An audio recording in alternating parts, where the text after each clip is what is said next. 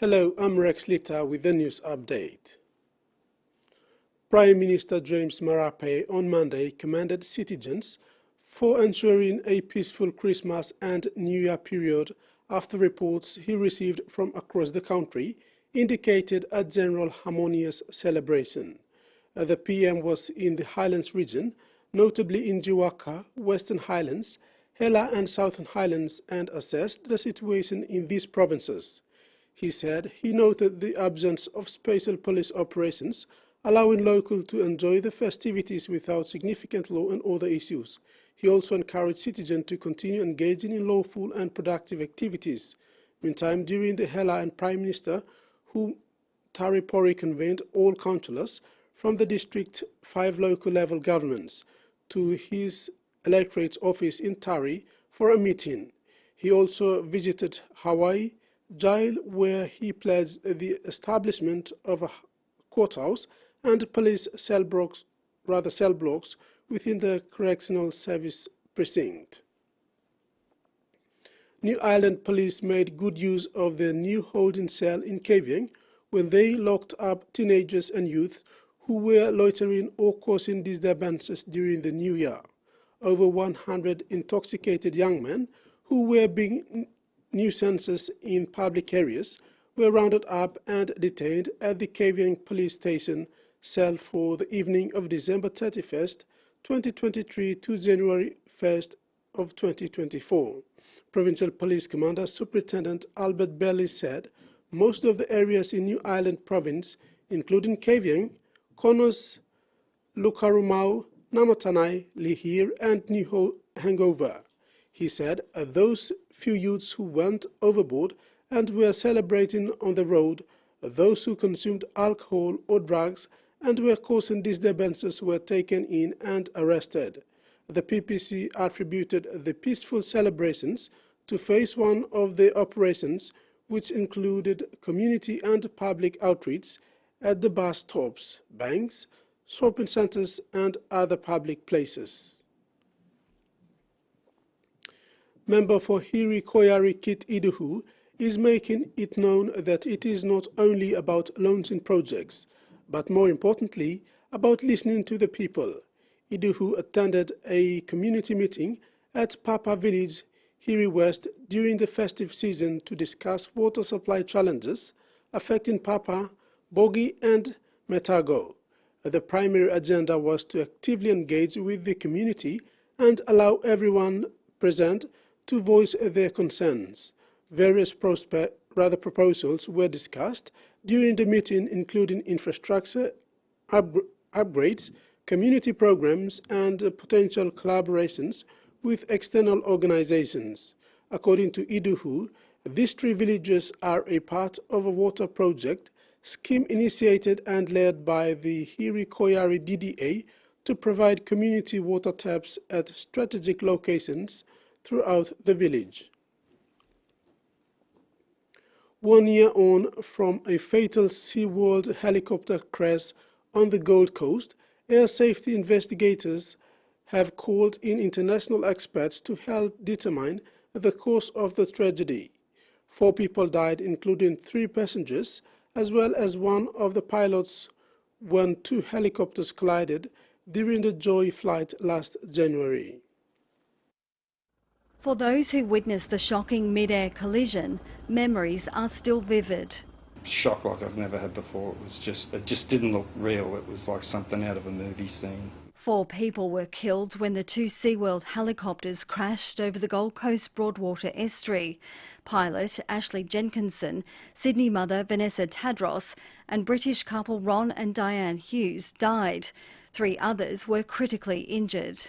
Now, a year on, an interim report into the crash has revealed Ashley Jenkinson had traces of cocaine in his system. A forensic pharmacologist has told air crash investigators the traces of cocaine were so low, it's unlikely the drug was taken within 24 hours of the accident and wouldn't have impaired his psychomotor skills. The Australian Transport Safety Bureau is looking into the personal and operational stress the pilot was under in the months leading up to the incident. Humans we know are susceptible to, to miscalculations, to not following procedures, and they're the sorts of things that we are very keen to understand. As part of the investigation, a 3D animation of the moments leading up to the fatal crash is being created in Germany. So that we can see exactly what was likely to be seen or possible to be seen by both the pilots. Sean Pringle remembers how excited the passengers were before the Joy flights and the aftermath inside the terminal. A lot of screaming and people demanding answers, and obviously we didn't have any answers. So it was pretty horrible. He believes more people would have died had it not been for the actions of the surviving pilot, Michael James. The position he ended up in after the collision and then to actually get it down safely, unbelievable, incredible, superhuman. Emergency agencies practiced a search and rescue drill near the crash scene last month as part of a review into their response. There'd be a lot further education in relation to sort of the aviation side of things. The ATSB will release its final report with recommendations in 6 months. Got to get that right if we're going to have recommendations that are widely picked up, not only here on the Gold Coast, but more broadly throughout Australia. Home ownership is now even more out of reach for many Australians, with double-digit price surges in several states for 2023. Experts are predicting interest rate relief this year, but also more price pain for first home buyers. Even though interest rates were at a 13-year high. I've been in real estate nearly 40 years and I haven't seen anything like this before. It's quite unusual. The real estate agent wants $1.4 million for this 2-bedroom flat, and it might just get that thanks to growing interest from cashed-up investors. There's a shortage of properties on the market, and therefore, because of the higher demand, the prices have been rising. The numbers for 2023 are now in, and the rises for the year ended at more than 8% across Australia. That has pushed up the price of the average home to around $750,000. Perth, Brisbane and Sydney jumped the most, while Adelaide, Melbourne and Canberra rose as well.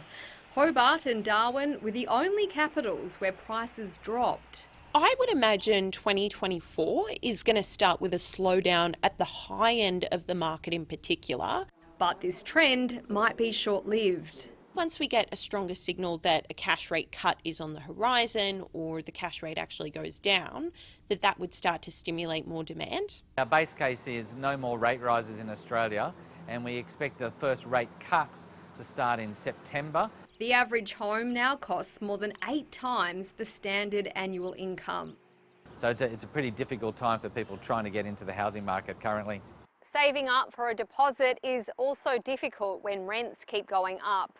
Nationally, they soared by more than 8% in 2023, which was adding to even bigger increases in the previous 2 years. Apartment rents have been going up the most. Unless there's a substantial change in household composition or a dramatic drop-off in overseas migration, you would expect that rental demand to stay very high. Making this year likely another tough one for low-income households and a good one for cashed-up investors.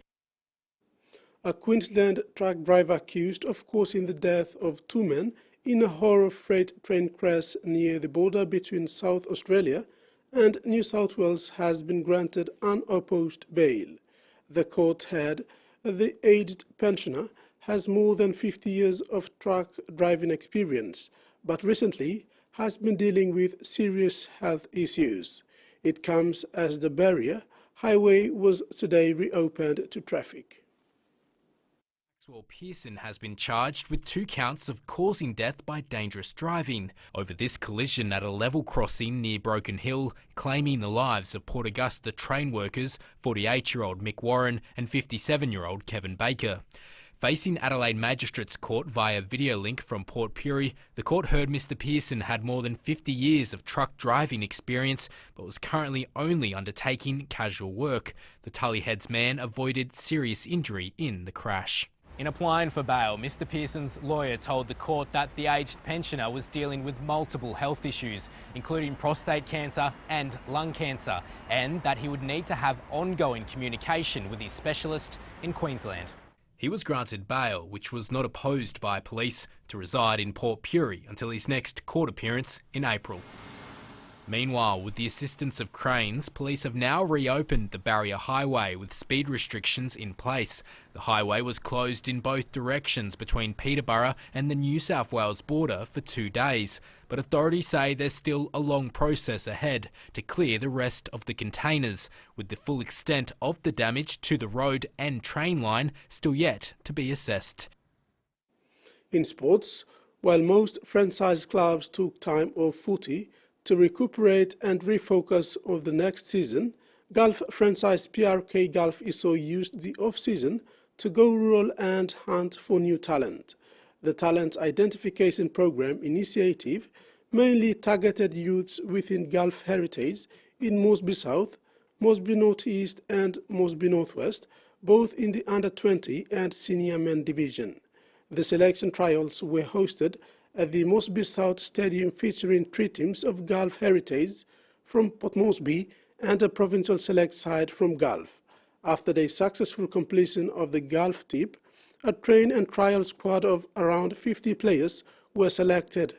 Kerema Open MP and patron of the Golf ISO, Thomas Opa, chairman, Mai Ori and board of Golf ISO, including coach Roger Laka and team manager Raymond Apopo Aru, were part of the panel to oversee the selection process.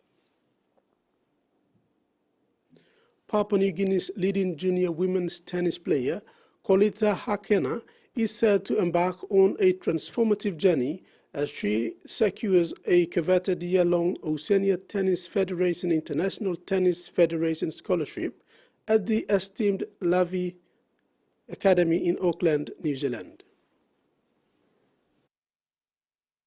The 13-year-old from a mixed parentage of Morobe and Buka leaves today, January 3, 2024, marking the commencement of her participation on the OFT ITF Touring Team Program 2024.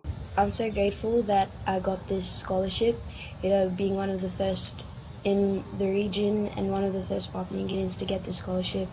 I was just so grateful because tennis is so expensive, and to get this scholarship, it just saves more money for mom and dad, and just I put a lot of hard work into this scholarship and winning this scholarship. So for me, this scholarship means a lot, and I think that to just keep this scholarship, I'm gonna just keep on working hard.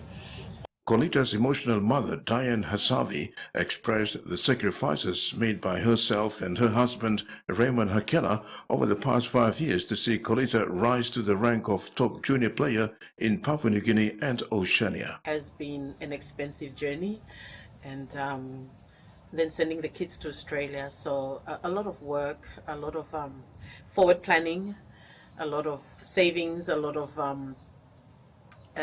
we've got to just do away with everything else, and that have been focused on what the dream is and what we need to achieve within a time frame, and just absolutely work towards it.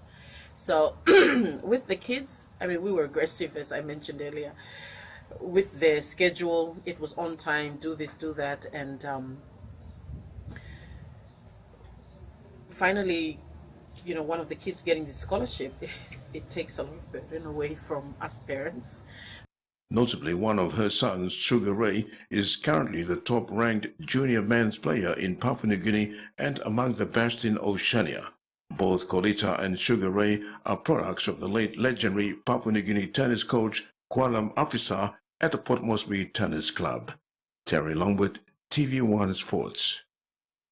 That's it for the Midday News Update. Join us for more at 6 p.m.